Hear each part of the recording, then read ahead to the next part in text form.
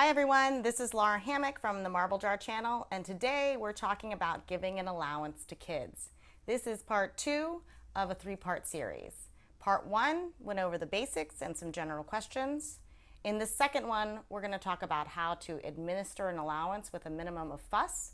I use the iAllowance app. And in part 3, we'll discuss some tips for teenagers and allowance.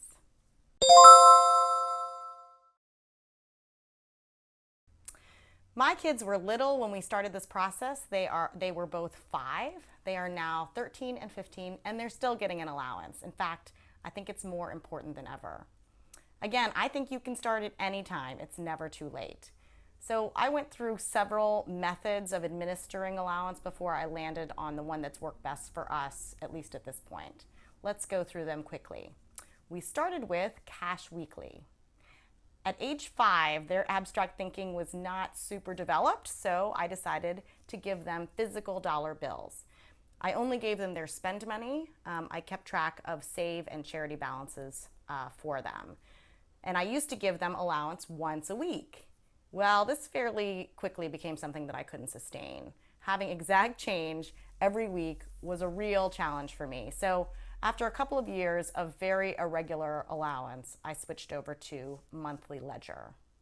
So they got paid, and they still do, on the first day of the month, payday. I got them both notebooks with pages for spend, save, and charity, and I had them add in the allowance at the beginning of the month and then subtract out when they made purchases. I sat down with them to do this, and I used it to teach them a little bit of math as well. Now we use a monthly app. After years of doing this, I decided to automate the whole thing. They didn't need the math anymore. I wanted a more portable system that we could refer to when we were actually at a store, and I liked not having to remember when it was payday. I tried a couple of options before settling on the iAllowance app.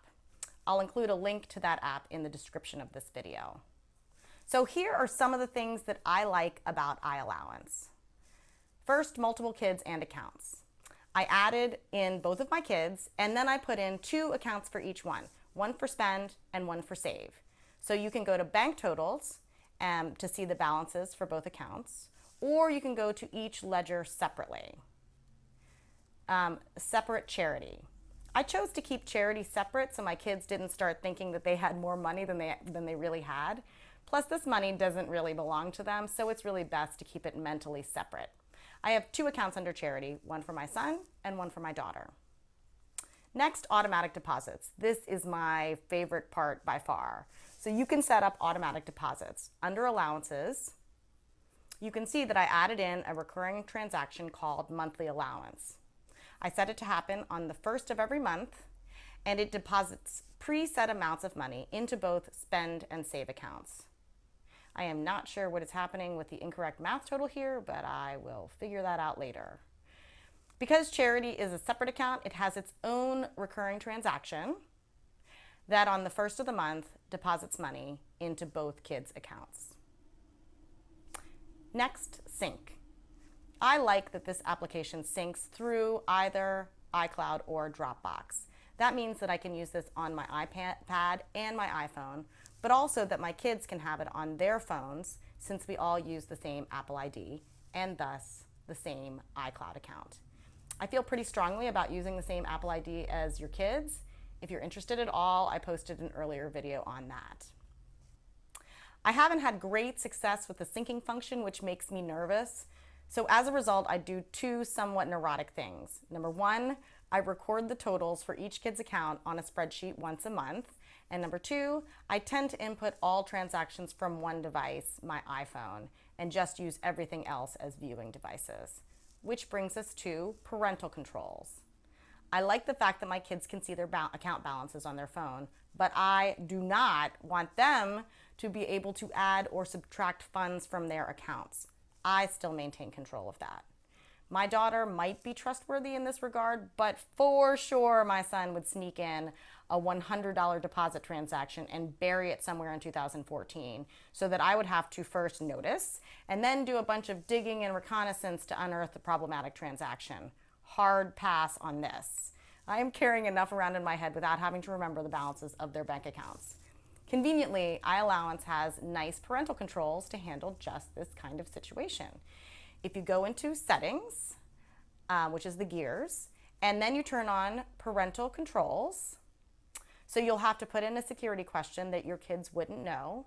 I'm going to do, what is your favorite color? Then type your answer in twice and hit save. So you might have to kill the app to get the parental controls to kick in for the first time. But once they do, the kids can view the accounts and their totals, but you see they can't enter in any transactions. Genius. Chores and rewards. I don't use this feature, but if you do link allowance and chores, or you just pay your kids to do certain activities around the house, like mowing the lawn or washing the car as a one-off, you can use iAllowance to streamline that. They have this really slick list of chores that you can choose from, or you can create custom chores. Okay, so now we've talked through the basics of giving your kids an allowance, and we've also talked about how to administer it with a minimum of fuss. Now join me in part 3 when I discuss some tips for teenagers. Leave your questions and experiences in the comment section, and thanks for watching.